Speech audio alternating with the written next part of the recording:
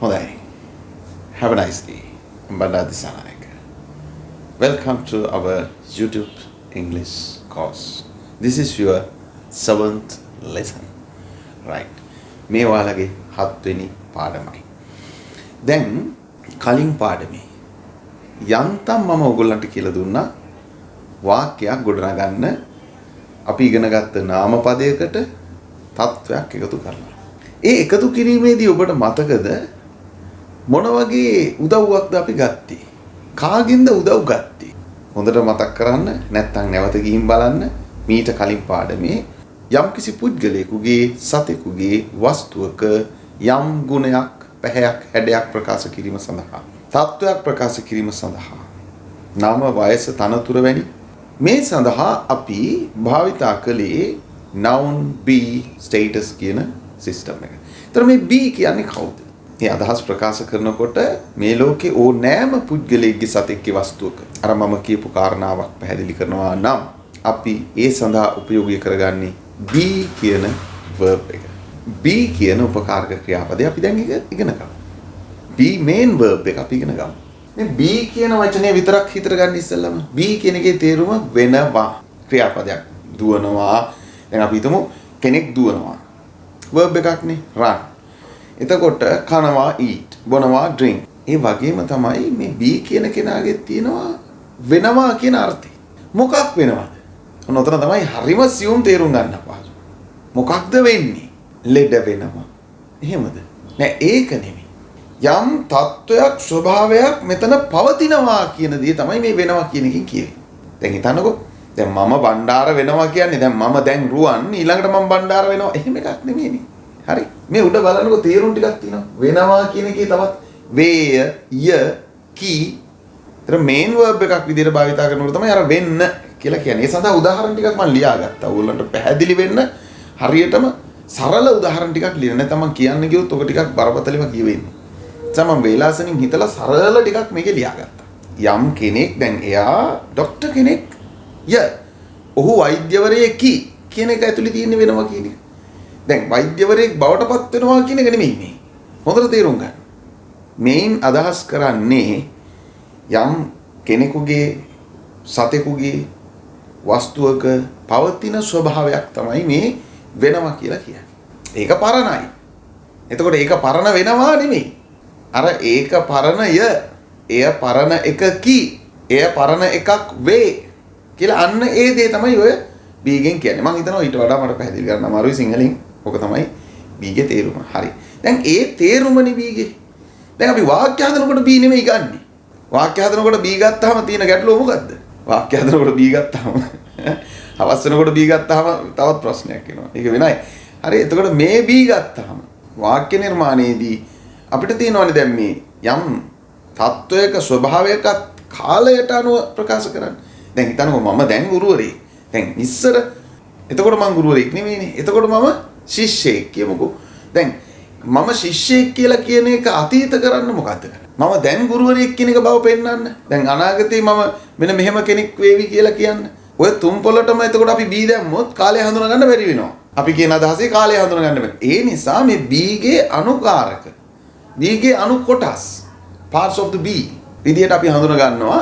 අර අර්ථයම ගන්න මෙන්න මේ කොටස් ටික. වර්තමානයේට ඇම්මිස්සා, අතීතයට වස්ව, අනාගතයට will be. මේවා භාවිතා වෙන්නේ එතකොට මේ ලෝකයේ තියෙන අර සියලුම නාමපද වලින් කොහොමද? මොන නාමපදේ මේ නාමපදයට ඇම්ද එන්නේ, මේකට ඉස්ද, මේකට ඒ ප්‍රශ්නෙත් එනවනේ. ඒ සඳහා ඔබට දැන් මම ඊළඟ පාඩමකදී කියලා දෙනවා අර සියලුම නාමපද සඳහා භාවිතා කරන සර්වනාම ටික. දැනට අපි උදාහරණ විදිහට මෙතනදී අපි ගමුකෝ. මෙහෙමයි. ඉස්සෙල්ලා වර්තමානයේ විතරක් හිතන්න.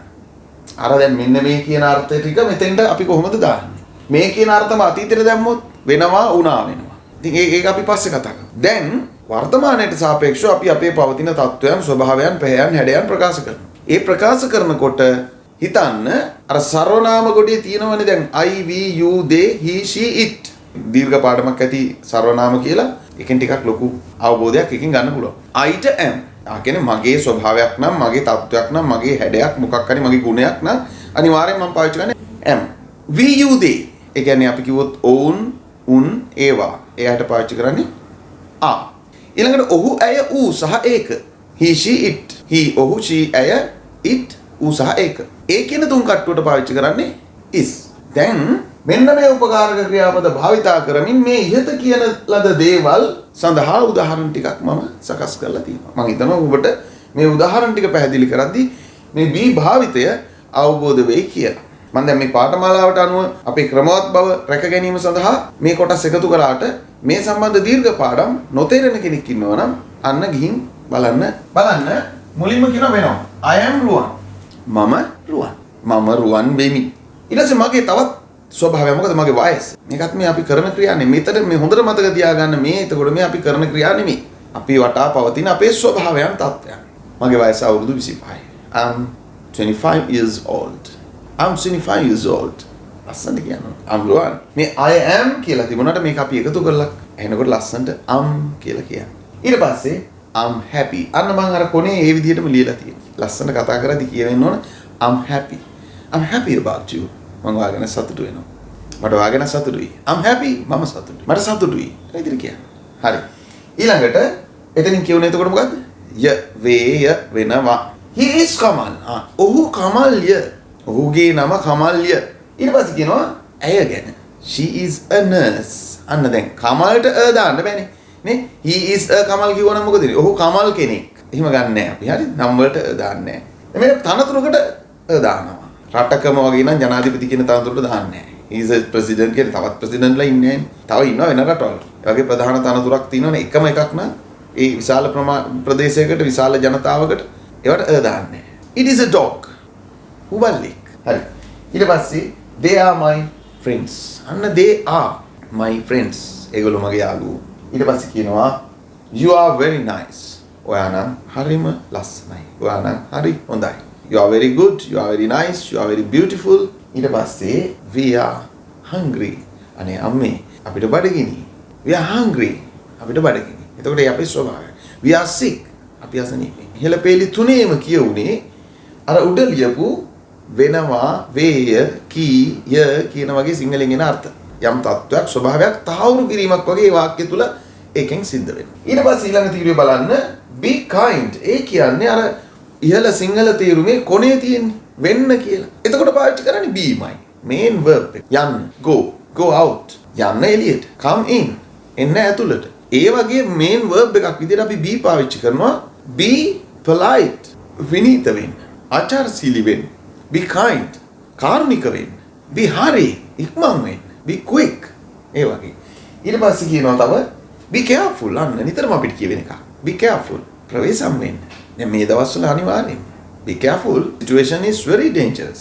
We all are in a very dangerous situation. In terrible situation. ඉතින් ඒක නිසා be careful. When you go out, you must use a mask. Mask එකක් අනිවාර්යෙන්ම භාවිතා කළ යුතුයි. Right? Before entering to the bank or any place, supermarket, bank and any place, you should wash your hand. And when you come out, you should do it again. When you come back, before you enter your home, again you should remove your clothes and you should get a wash. Right? Exactly. Definitely, you must follow these advice. It means be careful.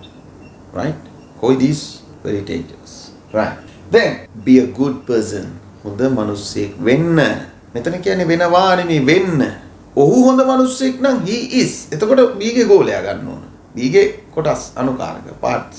හැබැයි කෙනෙකුට වෙන්න කියලා මෙහෙම කියද්දි හොඳ මිනිසෙක් වෙන්න.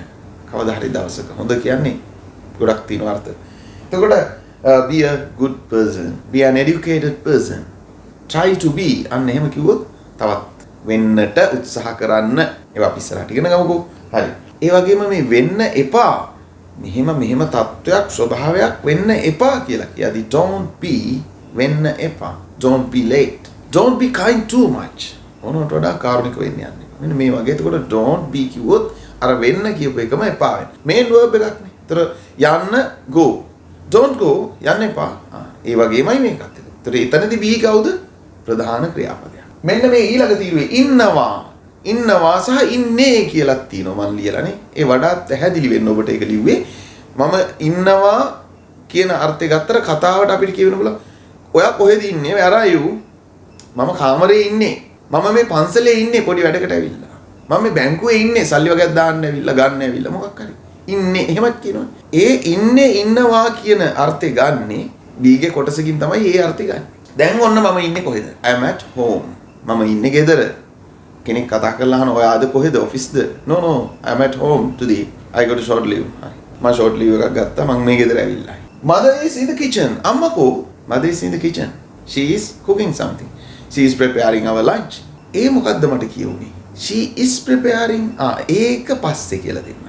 ඊට පස්සේ the book is on the table. අන්න එතනදී දැන් මෙතන බලන්න. I am at home. මම ඉන්නවා. ඉන්නේ. Mother is in the kitchen. අම්මා ඉන්නේ ඉන්නවා කුස්සියේ ඒක හරි. එතකොට මේ බලන්න කෝ ඔයාගේ පොත. The book is on the table. එතකොට ඉන්නේ අර්ථය මොකද්ද? තියෙනවා. එහෙනම් මේ බලන්න. ඉන්නවා ඉන්නේ කිව්වා. තියෙනවා තියෙන්නේ. එහෙම කියන්න තමයි දැන් මෙන්න මේ උදාහරණ ටික දීලා තියෙන්නේ. ඊට පස්සේ කියනවා they are in the classroom. එතනත් ඒ අර්ථය. ඉන්නවා. ඒගොල්ලෝ යන classroom එකේ. they are in the classroom. we are in the park. ඔයාලා කොහෙද දැන් මේ වෙලාවේ කෝල් එකක් දෙනවා. we are in the park. come there. අපි පාක් එකේ ඉන්නේ. එන්න. කෝ කායක කවුරු හරි කට්ටියක් ඇවිල්ලා මාව හම්බෙන්න. කොහෙද කායක කොහෙද පාක් කරේ? කායි at the gate. අපේ කායක ගේට්ටුව ගාව. අර එළිය පාක් කරලා අතුලට දාන්න දුන්නේ නැහැ security එකේ. Okay, it's okay. No problem. කායක කොහෙද? The car is at the gate. ගේට්ටුව ගාව. outside. පාක් එකේ නම් එහෙමයි. The car is at the park. In the park, at the park. හරි. දැන් මේ වෙන්න කියන එකට උදාහරණ ටිකක් අපි කලින් ගත්තානේ. මෙතනදී be kind වෙන්න. ඉන්න කියලා කියන අර්ථයක් තියෙනවා. ඕගොල්ලොන්ට මේක අහුවෙලා නැද්ද දන්නේ නැහැ. මේ බලන්න be here at 9 in the morning. කෙනෙක් ඇවිල්ලා මාව හම්බ වෙලා යමක් කතා කරගන්නවා හෙට දවසේ අපි ගමනක් පිටත් වෙන්න හෝ මොකක් හරි මගෙන් දෙයක් අහගන්න. විශේෂ පන්තියක් කරන්න හෝ මගෙන් අහගන්නවා. ඒතර මම යාට කියන okay no problem. Be here at 9 in the morning. Right? Then we can do some lesson. අන්න be here. එතකොට මෙතන ඉන්න කියලා වගේ අර්ථයක් ඉන්නේ. මෙතන ඉන්න කියන්නේ දැන් ඉන්න නෙමෙයි. අර කියපු වෙලාවට මෙතන ඉන්න. ඊට පස්සේ කෙනෙක් මගෙන් අහනවා උදව්වක් සර් මට මේස දන්න කෙනකින් මට ජොබ් එකක් පොඩ්ඩක් හොයලා දෙන්නකෝ. ආරම්භ. Okay. Give me your CV. Send me your CV and your contact details, everything. Then after that, I'll inform you. Right? Okay. මම කාර්යගෙන ඉවරලා මම ඒක forward කරලා මම දන්න කවුරු හරි ලොක්කෙකුට. එයාමට පොඩි message එකක් දෙනවා. Sir, I'm talking about regarding your email. Then I read that. Then I would like to do something for you. So please, can you send that guy to me tomorrow at 9 in the morning, sharply? So okay, sure. Thank you very much. මං කියනවා oh thank you so much I'll send that guy to you. ඊට පස්සේ මොකද කරන්නේ? ඒ කෙනාට call කරලා මං කියනවා right, you have a good opportunity, right? Tomorrow you have an interview in Colombo. Then I'll send you the location. So you should be there on time. You should be there before 15 minutes. Your interview will be at 9. So you should be there at least 8:45. මං ඒතර අන්තිමට ආයෙත් කියනවා don't forget, be there on time. අමතක කරන්න එපා. වෙලාවට එතන ඉන්න. අන්න ඉන්න කියලා කියවෙනවා එහෙනම් be අර්ථය. මම කියනවා දැන් මට පුළුවන් මෙතන ඉන්න මේ වෙලාවට. I can be there. මට පුළුවන් 9 වෙනකොට එතන ඉන්න. I can be there sharply 9 o'clock in the morning. එහෙනම් ඉන්න, ඉන්නවා, තියනවා, වෙන්න, වෙනවා මේ කියන අර්ථ ටික ඔක්කොම මේ be ගෙන් අපි ගන්නවා. වර්තමානයට සාපේක්ෂව තමයි මම මේ අර්ථ ඔබට ප්‍රකාශ කළේ සහ වාක්‍ය නිර්මාණය කරලා තියෙන්නේ. ඊට සාපේක්ෂව ඔබේ අදහස අතීත කරන්නට මෙන්න මේ වචනය පමණක් වෙනස් කරන්න වෙන මුකුත් වෙනස් කරන්න දෙයක් නැහැ. හොඳයි. එහෙනම් අද පාඩමින් මම තවත් වඩාත් තහවුරු කළා ඔබට be ගේ භාවිතය නාමපද සමග තත්ත්ව ප්‍රකාශ කිරීම. යම් වස්තුවක් මෙන්න මෙහෙමයි, ඒක මෙන්න මේක, ඔහු මෙන්න මෙහෙම කෙනෙක්, ඌ මෙන්න මෙහෙම එකෙක්, සතෙක් කියන්නත්, ඔහු ඉන්නවා, ඌ ඉන්නවා අනහවල් තැන, ඒක තියෙන්නේ අන්න අතන, මේ දේවල් කියන්නත් be භාවිතා කළා. හොඳයි. මේ be ආශ්‍රිත උපකාරක පද සෙට් එක හොඳට පාඩම් කරන්න. am is for present, was for past, will be for future. මේ විදිහට හොඳට හිතේ ඇඳගන්න. Taman ඉදිරියේ කෙලින්ම am is අතීතේ was අනාගතේ will be. හොඳයි.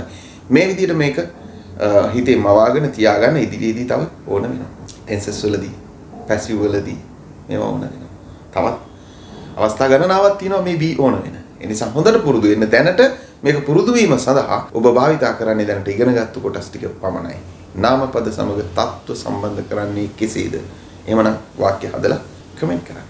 හොඳයි. See you next time.